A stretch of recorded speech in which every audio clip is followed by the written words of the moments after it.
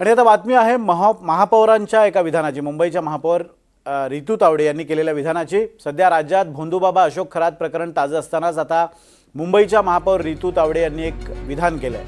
गुरुदेवांच्या आशीर्वादाने माझ्या घशाची समस्या नाहीशी झाली, जणू चमत्कारच झाला, असं वक्तव्य मुंबईतील एका कार्यक्रमात बोलताना महापौर रितू तावडे यांनी केलंय। जैन समाजाचा हा कार्यक्रम होता आणि एका जैन मुनींसंदर्भात उल्लेख करत त्यांनी हे वक्तव्य केलंय। दरम्यान त्यांच्या या वक्तव्यावरून टीका झाल्यानंतर रितू तावडे यांनी आपल्या वक्तव्यावरून आता सारवासारव सुद्धा केली है।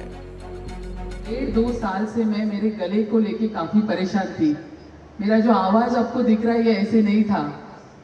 मैंने परम गुरुदेव जी को ये कहा कि गुरुदेव पता नहीं काफी मेडिसिन ले रही हूँ, कुछ भी हो नहीं रहा है। उन्होंने मेरे लिए प्रार्थना की और अब मैं शॉक हूँ। 1.5 साल से मैं जूझ रही थी मेरे गले को लेके, उन्होंने मुझे आशीर्वाद देके इस तरह से मैं आज आपके सामने बोल रही हूँ।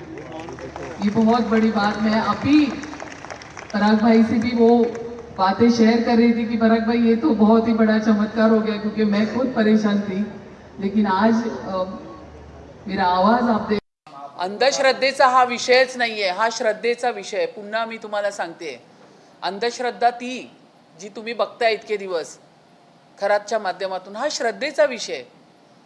मी फॉलो करते नम्र गुरुजींना, तो श्रद्धेचा विषय। या ठिकाणी अंधश्रद्धा आली कुठून?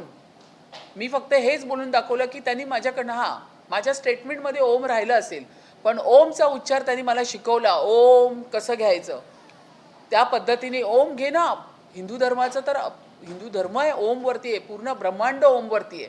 त्यांनी सांगितलं, रितुताई ओमचा उच्चार करा। तुम्ही राजकारणातल्या काम करणाऱ्या महिला आहे, सातत्याने तुम्हाला माईकमध्ये, सातत्याने सभागृहात, सातत्याने मीडियासमोर बोलावं लागतं। तुमचा आवाज चांगला असणं, खणखणीत असणं फार गरजेचं आहे।